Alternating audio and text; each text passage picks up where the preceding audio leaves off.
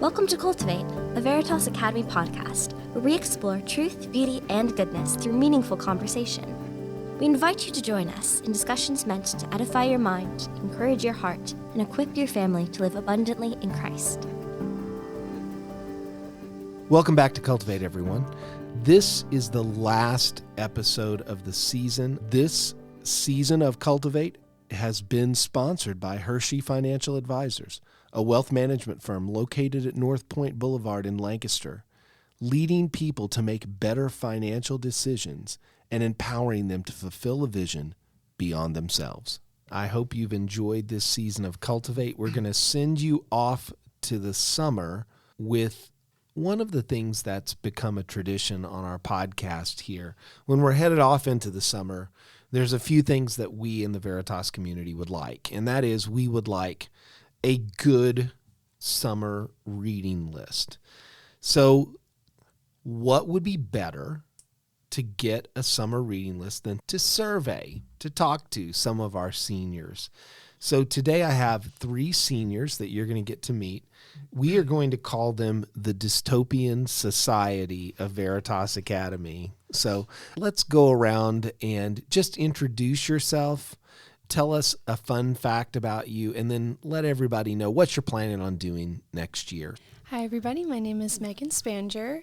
A fun fact about me is that I do local theater here in Lancaster County, and that my favorite role has been Nancy Nostradamus in Something Rotten Jr. with Servant Stage. Oh, wow. And what I'll be doing next year is I'll be getting my BSN in nursing at St. Joseph's University, and I'll be working at the hospital as a patient care assistant. Will you be continuing in theater next year, doing some local theater? Yes, I will. I'm going to continue to audition. Hopefully, like in between classes and stuff, I can still do rehearsals and shows. So okay. Yeah, I'm excited. Okay. And next? Hi, my name's Annika Martin. A fact about me is that I was born in Kazakhstan, in Oral, Kazakhstan, yeah. And next year, I'll be going to Penn State, the main campus, and I'll be studying marketing. So hopefully business marketing. Okay. Hello, my name is Daniel Huang, and a fun fact about me is that I play 3 instruments, violin, piano, and organ. Next year, I'll be going to college, also at Penn State, to study biomedical engineering. Okay. So now, I know that some people like to take, really like light reading to the beach, so you're sitting around reading about puppies and things like that. So I asked these young people what their favorite books were.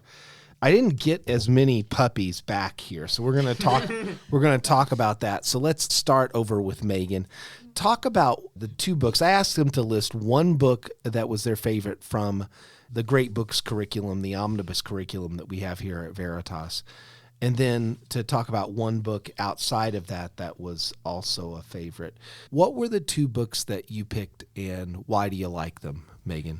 Okay, so the 2 books that I picked were Fahrenheit 451 for a book that we read at Veritas, and my favorite book outside of Veritas in my free time is The Hunger Games. How many of those games? Because that's more than it. I don't know anything about the Hunger Games books, but I have seen that they have Hunger Games movies. And I think that there's so many Hunger Games movies that if you would start watching them, you would be hungry by the end, I think. So yeah. Do the books match the movies? Yeah, I would say the Lionsgate did a pretty good job of making they leave out some like random things here and there, like one character loses his leg in the book. Like Tom Bombadil. Yeah. They left out Tom Bombadil. Not Tom Bombadil by just everyone. Tom Bombadil is not in the Hunger Games. No. But he's in the Lord of the Rings. Thank you, Meghan. So tell us a little bit. Let's take Fahrenheit 451. Okay. Tell everyone, if you can, without giving, important parts of the book away, what is Fahrenheit 451 and why did you like it? Fahrenheit 451 is set in the future of the American Midwest in a world where ideas are, I guess I could say contraband. They're not allowed. Books are being burned because books are offensive to everyone. And I chose this book because it oddly reflects society today. And that's why I love it so much, just because it was so... So book burnings are happening today? Book burnings are happening. So that's the name of the book. is Fahrenheit 451 because that is the temperature at which paper burns. Oh, okay. Yeah. So, but there's not, if there are book burnings happening today, I have not witnessed any of them. What do you mean? By book burnings? Yeah, by book burnings. It's similar to how they ban books today. I know, like on Amazon, sometimes they won't be able to sell books, or they'll be banned just because someone could say. Now, wait a second. Now, sometimes when people say like there are banned books, I go on to Amazon and the book is not banned.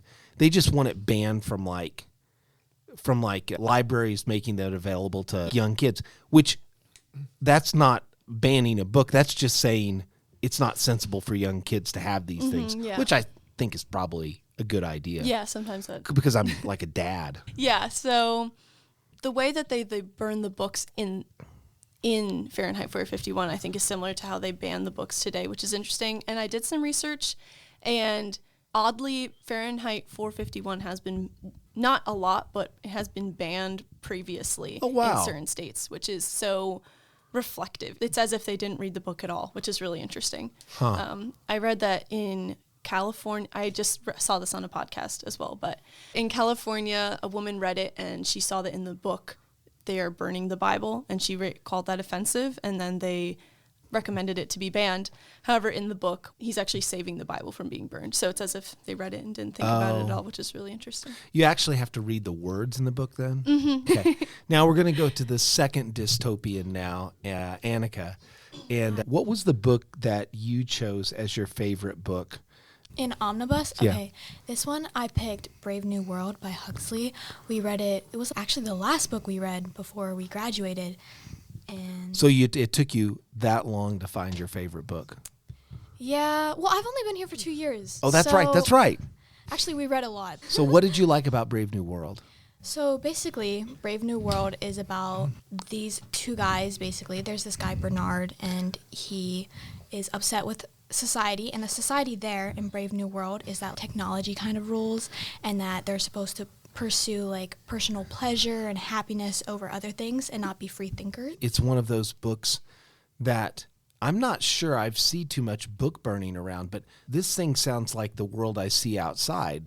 So talk about what were maybe some of the ways the Huxley's work in Brave New World shaped you or caused you to think about humanity differently? I think if I'm linking it especially to society today, it's made me realize that I should also pay more attention to my personal individual freedom and what I do believe in, what is right and what is wrong, and not just going with what the crowd thinks, because I think that is a big thing. And sometimes people won't do their research or do much at all, and they just want to pursue what they believe in only because the crowd believes in it. Yeah, you've heard about those animals called lemmings. You know, one of them jumps off the cliff and all the rest of them follow along. I think that might be I'm speaking as I don't know, as an older fellow. Not too old. Thank you, Annika. That was very kind. But I think that teenagers like to think of themselves as nonconformists, and they're so nonconformist that they actually dress the same, talk the same, and listen to the same music. So we've got two dystopians here. Let's go to the third. Daniel Huang. Daniel, what was the omnibus book that you chose? So I chose 1984 by George Orwell. So we're going into this summer. We could call this the summer of the apocalypse. Is that the theme today? Guess so. So why read these books? Well, Daniel, first, you tell us about why you like 1984. So 1984 is about a society where free thinking is not promoted. Sound familiar? And I think my favorite thing about 1984 is the cultural commentary it gives on modern day culture, postmodernity especially, I think, where, free thinking is, in one sense, they say it's encouraged. But if you take a deeper dive into it, there really is no free thinking going on, and it's all, in its most base forms, indoctrination. They don't want you to know that, so they try to hide it as best they can. In 1984, they make almost every effort possible not to let the people know that they are indoctrinating them and censoring books and censoring thought, especially. So that's where it's Orwell, of course, is such a gifted writer, and I think it's terrifying to me sometimes where he comes up with all of the doublespeak, thought crime, and that kind of stuff. But anytime I hear like hate speech, I always think, golly, that sounds like Orwell wrote that. So we've got 3 dystopian books here. We're burning books. We're sending people to the Ministry of Love, which is really a place of torture. And we are basically taking drugs and pleasing ourselves. That's the theme so far. So let's talk about what is the value in reading books that are kind of scary or frightening, or why read about a future that we don't want to go to? Does that make sense? Yeah, I would say it's a future you don't want to go to, but it's a future that scarily, there's parts of it that we're already in, which is terrifying. For example, I know that in Fahrenheit 451, they have the seashells that they have in their ears, which are the same as AirPods that we have today, and they're constantly listening. There's always noise. They don't have a moment for their own thoughts. And it's scary to read about. And then I was like, oh my gosh, all my friends have AirPods. I'm in the grocery store. You're wearing AirPods. You're going to sleep. You're listening. There's noise, and you don't have time for your own thoughts, which is scary. Or even the kind of quiet that you might want to have for reflection. Yeah. That's very interesting. Anybody else? Why read these books, or why did you like these books that talk about a future that if it were a school or an event, you would not want to attend it? I think it's important to read books like this because I feel like you need to be aware of what could happen. I feel like ignorance, although people say ignorance is bliss, I think it just leads you down a very, very bad path. And I believe that, like, again, in society today, people do take ignorance is bliss a little too far. And then you get in situations, and we're in situations that we're able to, avoid, but because it was, again, ignored, now it's a problem, So, Daniel, any thoughts? I think the special thing about the 3 books that we all happen to choose, outside of the fact that they're all dystopian, is that they're dystopian in different ways. So I think Brave New World takes a utopia to its logical conclusion. Okay. And 1984 and Fahrenheit 451 both take a dystopia to its logical conclusion, which, to all those 7th and 8th grade logic students, reductio ad absurdum, you take it and you show how absurd it can become when you take it to its logical conclusions. So it's hard to talk about the ends of books without ruining them for the people that we're recommending them to. But that is a great point about these books. Orwell and Huxley, and it's Bradbury who wrote Fahrenheit 451? Yes, it was Ray Bradbury. Yeah. So they're not recommending these futures either. They're trying to keep us away from them. So that's a really good point. So I think that books are kind of like friends. They're more stable than many friends because they don't change, especially if they're not on Kindle. But when you think about a book like this, was there a moment in your reading of either of the books, the one that you picked for Omnibus or the other one, that you really fell in love with the book, that you said, this book is good. I want to read it? I think I've been told starting in 7th grade by enough Omnibus teachers that 1984 and Anna Karenina are great books. So Anna Karenina was the other book for you, the book outside. Although you read it kind of here at school. Kind of, yeah. On a dare? Well, it was almost. It was a bet with Mr. Reed. Okay. So you jumped in and you read the book that way. So what was that moment in either one of them that you kind of said, man, this is a good book? Yeah, I think the moment of realization for me in both the books was realizing how accurate, as far as 1984 goes, how accurate it is a commentary on today's society. And as far as Anna Karenina goes, I really appreciate that Tolstoy doesn't make too much of love, and he doesn't blow it to a unrealistic proportion as a lot of authors seem to do, especially courtly love authors like Chaucer and to a certain extent Jane Austen, I think, where Tolstoy is willing to present both the good and the bad. He's willing to present two vastly Happy families and happy unhappy families and unhappy families. Yeah. Yeah. Okay. Girls, anytime, a moment you remember where you said, man, this book is good. This is my book outside of Veritas. It's The Metamorphosis by Kafka. So a moment I realized that I really enjoyed the book.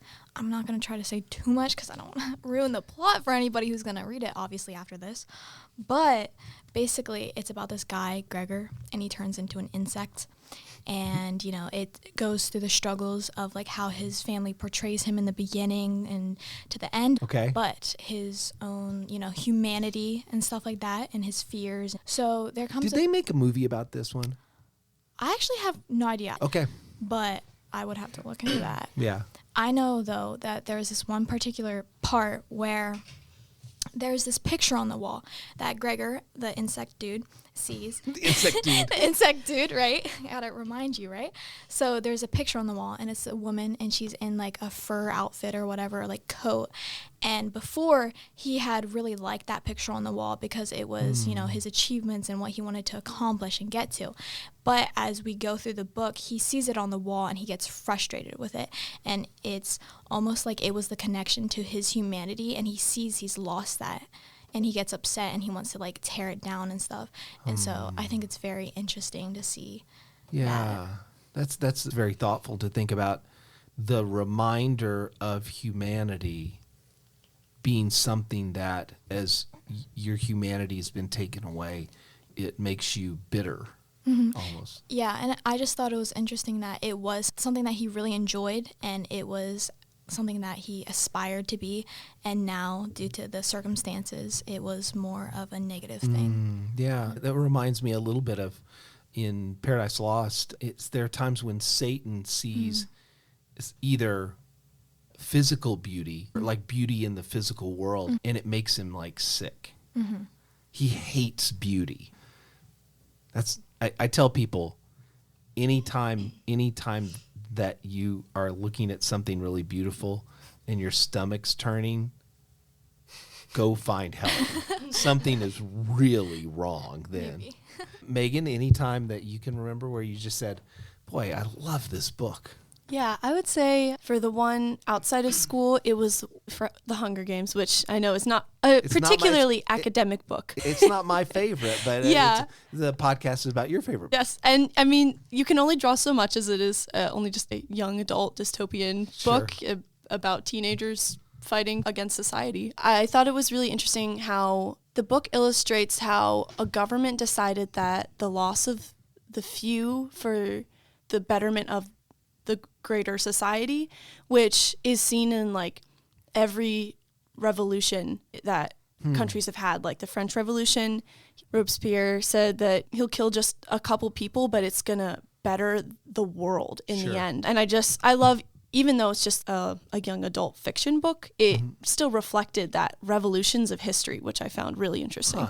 That is interesting. So if we continue thinking about like books as friends, our friends kind of have a moral formation on us.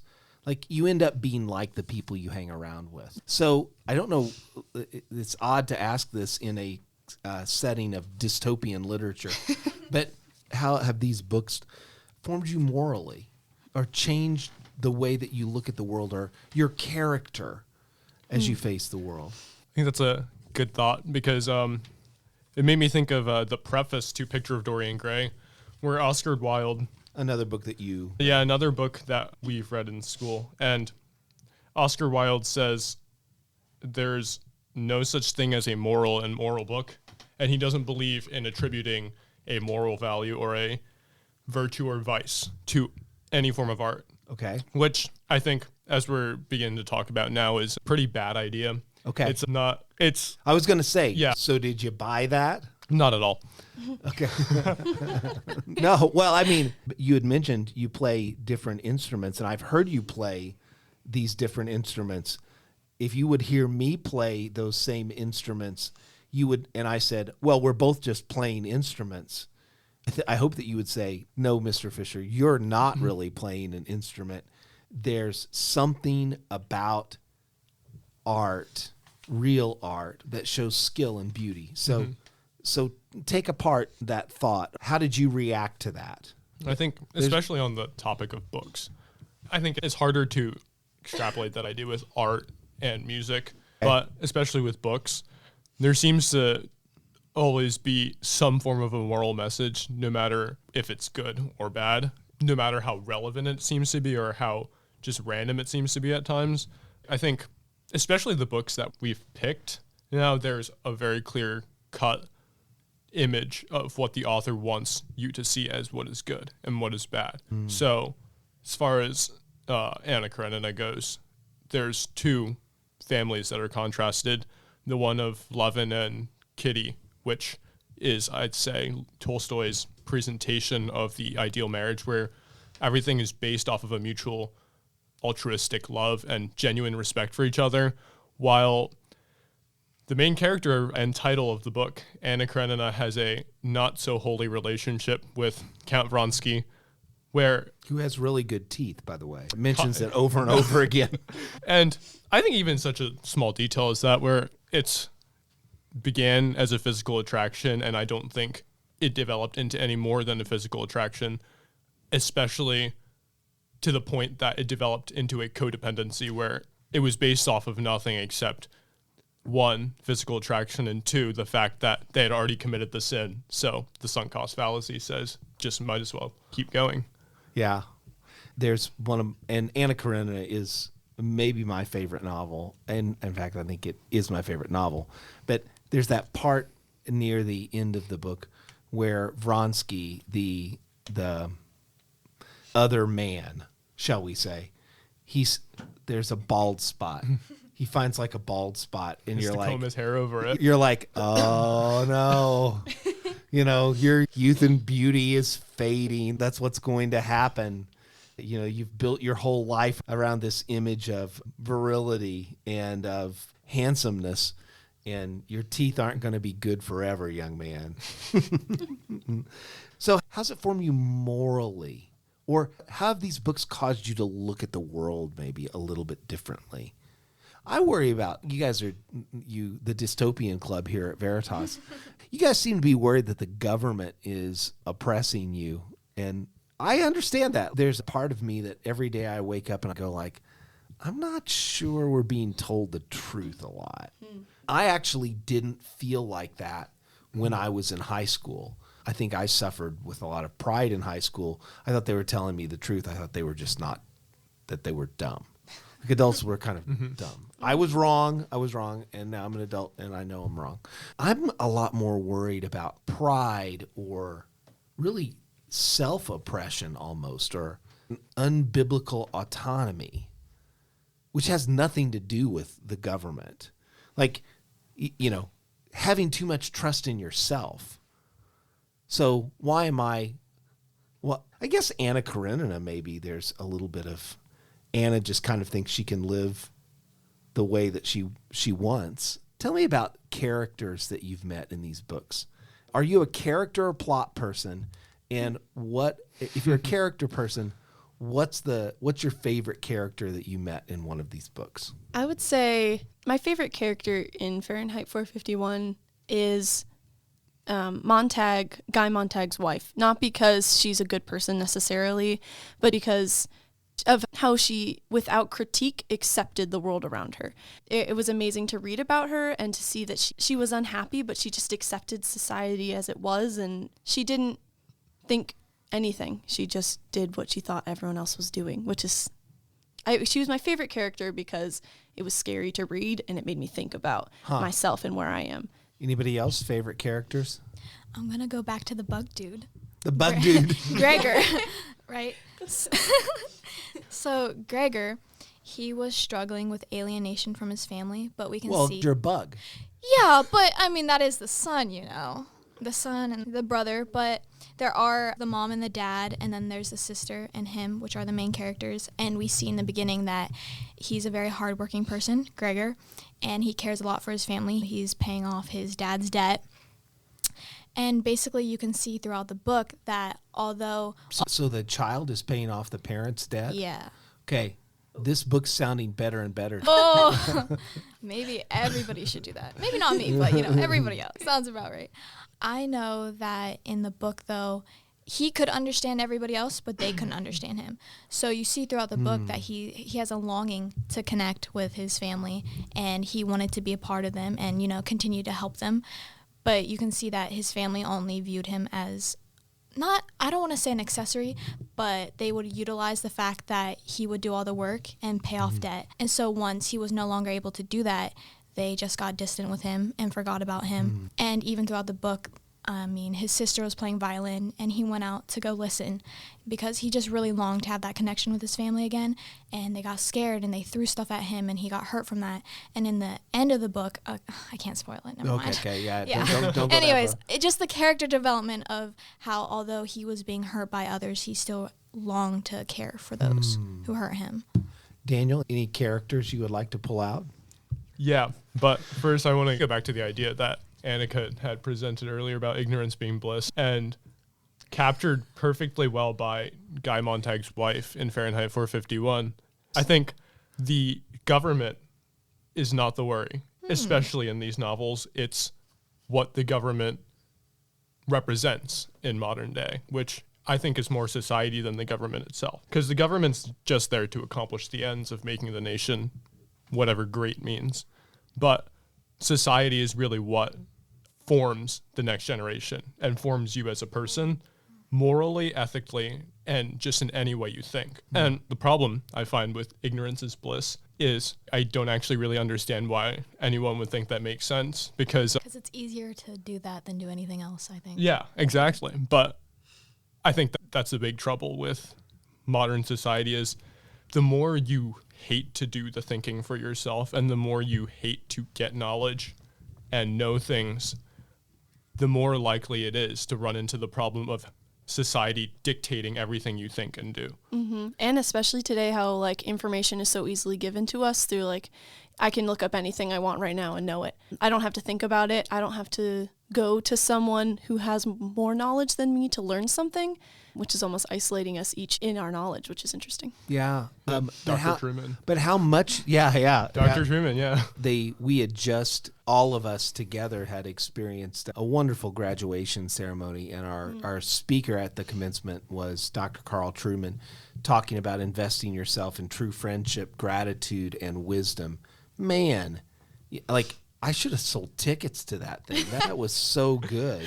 My question is, this very interesting point here. One of the things that we do in Omnibus is we try to draw connections between things, right? So you're talking about this concept of ignorance being bliss, and you're talking about it in Fahrenheit 451, and thinking about it in other places. One of my favorite characters in Anna Karenina is Steva, the first character that we meet, and it's mainly because his life is a continual mess that he's extremely happy with. He doesn't care that it's a mess. Right. Yeah. And he, rubs his face and it feels like a sausage and he's happy. So, but my question, how much do you want to know? You're talking about ignorance is bliss, and you say no, that's wrong. It's better. Socrates, I think, would say something like light is better than darkness, right? But there are things. I almost feel like the problem for our world is not ignorance. It's more like TikTok than ignorance, right? So you get 15-second increments of things that might be true and might be important. And so a friend of mine, in fact, next year's graduation speaker is a guy named Dr. George Grant, and I remember him giving this talk, and he was talking about Huxley and Orwell, and he said, we're all worried about the black helicopters coming down and people jumping out and forcing us to do things, and he said, I think that Huxley's vision is even more dangerous, which is they don't keep the truth from you. They just flood you with the irrelevant. What do you think? Is ignorance is ignorance bliss, and you can solve that by spending all day on the internet trying to find out things, and then you end up knowing even less than when you started. How can you guys in this world that you live in, how do you find real truth? And by real truth, I mean not just truth that you say, this is what I believe. How can you find real truth that's something that's a reality that's true for everyone and that you can build a life on? I think that's what Dr. Truman was kind of getting at when he was saying, pick 5 websites, not necessarily agreeing with you, but that are reliable. Because I think even getting flooded with useless information is still being ignorant because it's useless information. Correct. Well, and it's even more dangerous because you don't know that you're ignorant. Yeah. Yeah, it's just noise. Yeah, so I think part of that is the more information you get, the more you have to be good at discerning what is useful and what is just white noise. And I think part of growing up and part of maturing is being able to discern that.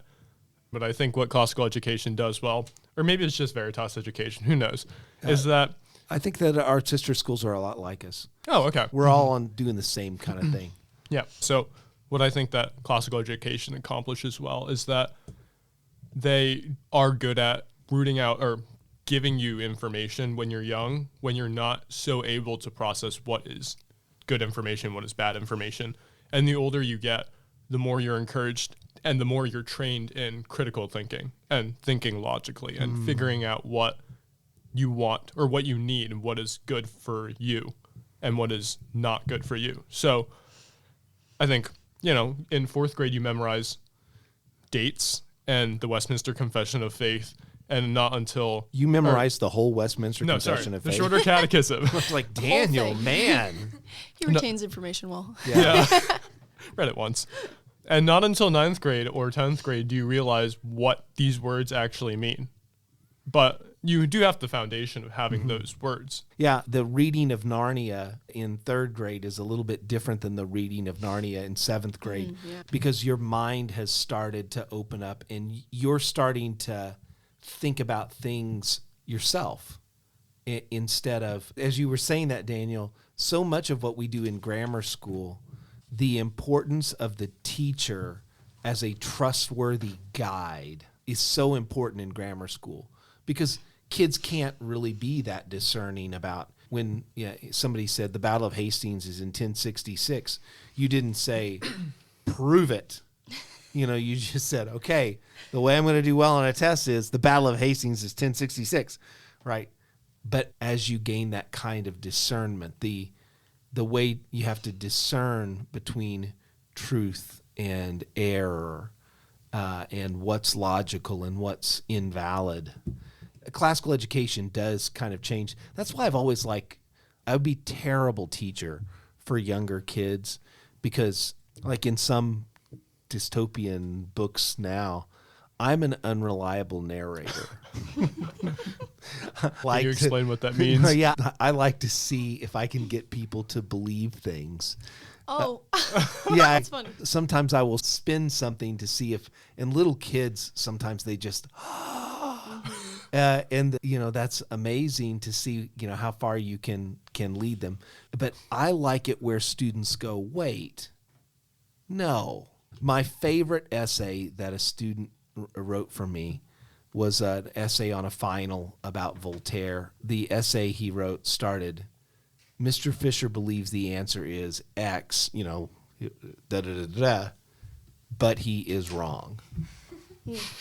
And I remember I took out my red pen and I said, let's see. And by the end of it, he had convinced me that I was wrong and he was right. That's impressive. So I learned. Hope he got an A. He did get an A because as a teacher, what could you want more than students that would not just challenge you, but that would teach you? You would actually learn something.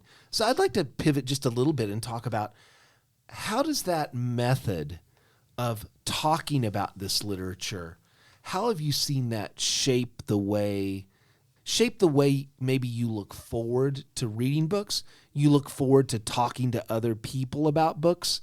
How's that shaped your life? Because it's been a really powerful thing for me as a teacher.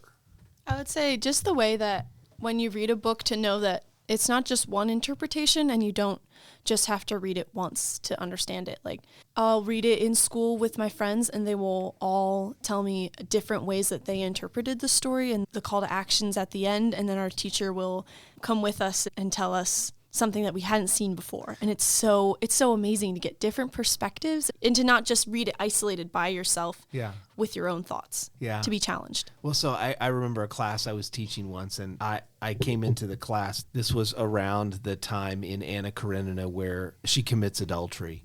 And the question I posed to the class was, who is to blame? And a young man who was going to go on to be an engineer gave like 6 biblical reasons that Anna Karenina was to blame. And then there was a young lady who, I think she's in finance now, and she said, you could tell she was just like getting angrier and angrier as he was talking. And she says, it's actually, of course, Alexei Karenin is... what? Oh, yeah. I have not heard that tape. Because he doesn't do what a husband needs to do to defend his wife. Oh. A husband needs to confront her when there's that great scene in Anna Karenina where Anna is actually waiting to be confronted. They're lying in bed and he falls asleep.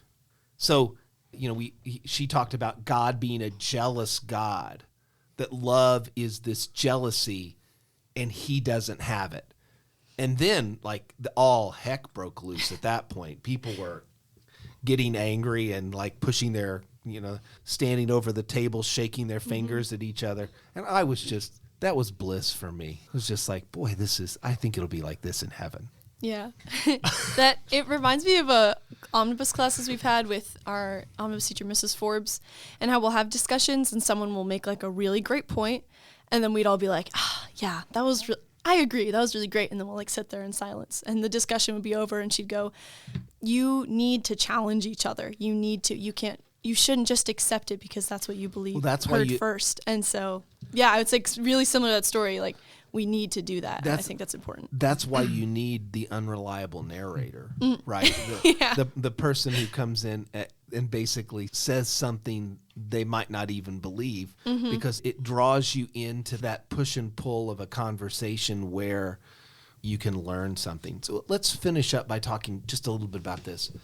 We're a Christian school, and I was going through these books. Some of them are not explicitly Christian. Maybe none of them are explicitly Christian. I think that Konstantin Levin is one of my favorite characters, but even at the end of the book, there's a lot of argument about whether he's even a Christian or not. But I love Konstantin Levin. I do too. He's the bomb. How has the reading that you've done here at Veritas, how has it informed or helped the way that you read the Bible? Or how has it shaped your faith and helped you to think about being a lifelong learner? I say this, I think every time I talk about like God and the Bible and books that I've read and movies I've watched, I say this every time, but I just think it's so important. That something my dad told me once, that the story of Jesus and his sacrifice is the best story. Yes. And every story just echoes that. And it's amazing if you watch stuff to see that. Yes. Like books that aren't Christian, Harry Potter, all that. I got to the end of the Harry Potter series. I watched the movies before I read the books. Okay. And I get to the end, and I don't care if I ruined the end of it. I think we all know. He comes, like he dies and comes back from the dead. And I'm like, where have I heard this before? Right? Yeah. The Savior coming back from the dead? Exactly. Huh. Then vanquish Voldemort. Like the devil? The devil. Yeah. So basically you need to like pay the Bible or something Amen. You're just copying this stuff. Affiliate link. Yeah. Yeah.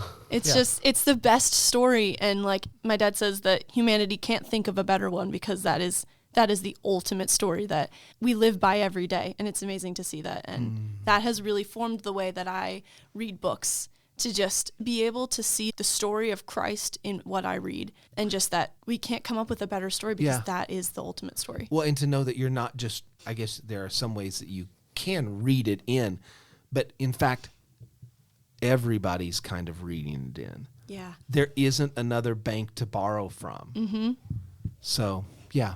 Yeah. Go for it. So I think no matter what I've read, whether it's Christian or not Christian, it always leads me back to the fact that the Bible is the one true source of goodness and grace, and that is what I can always fall back onto.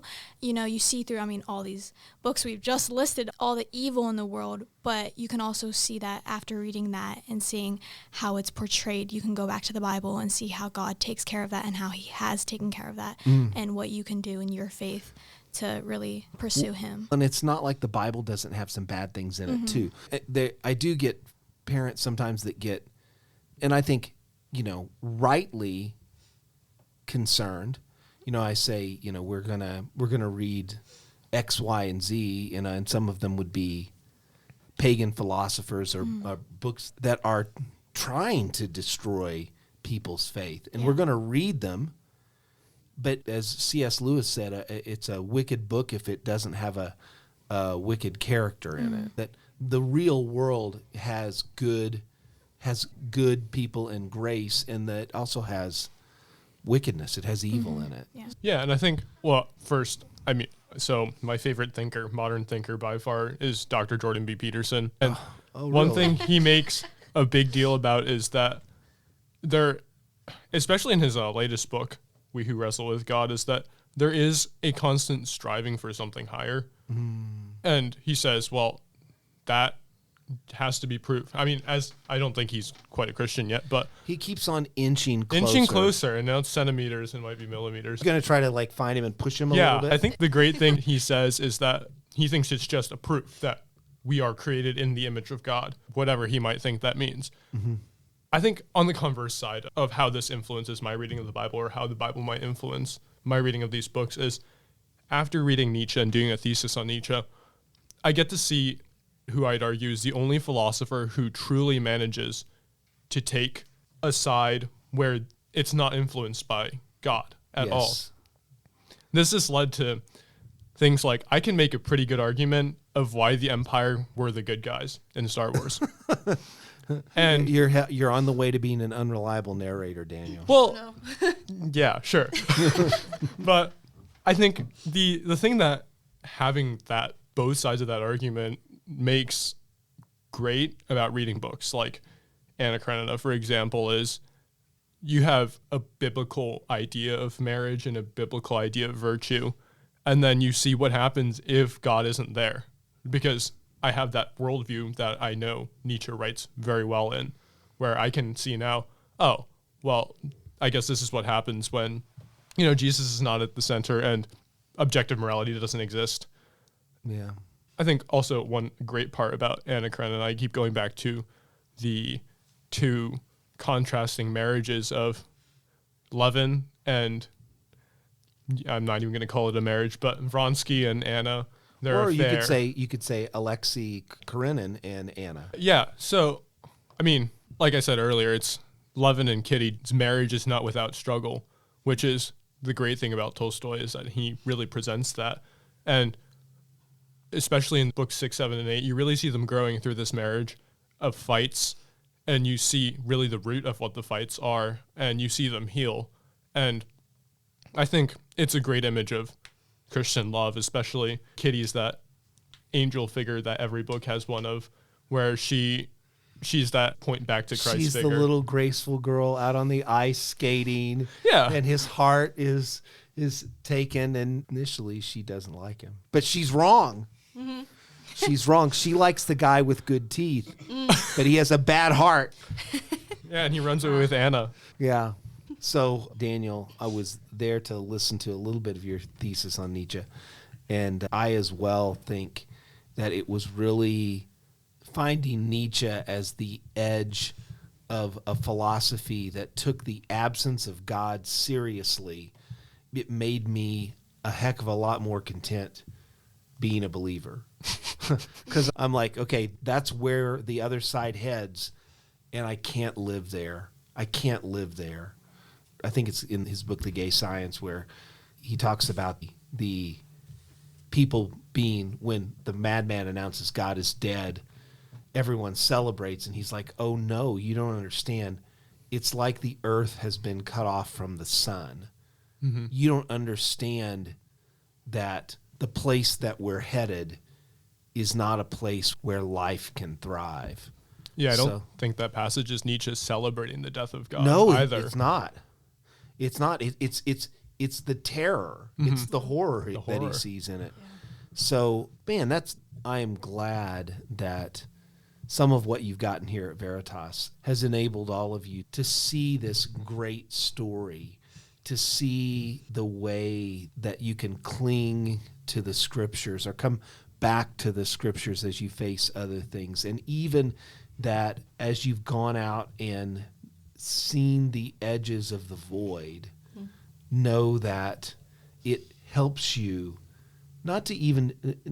maybe to be able to help people away from that void, but also to appreciate the goodness of God and the goodness of the grace of Jesus, who poured out his blood for us. So, seniors, thank you so much. Your class is very enjoyable, extremely musically talented. You guys blew us away at graduation, and very academically talented as well. So, lo and behold, I find out that mainly it's because you all think the end of the world is coming. So thank you to the dystopians of Veritas Academy, and congratulations to the class of 2025. And all of you headed out into summer, have a great summer, because it seems like the apocalypse might be coming.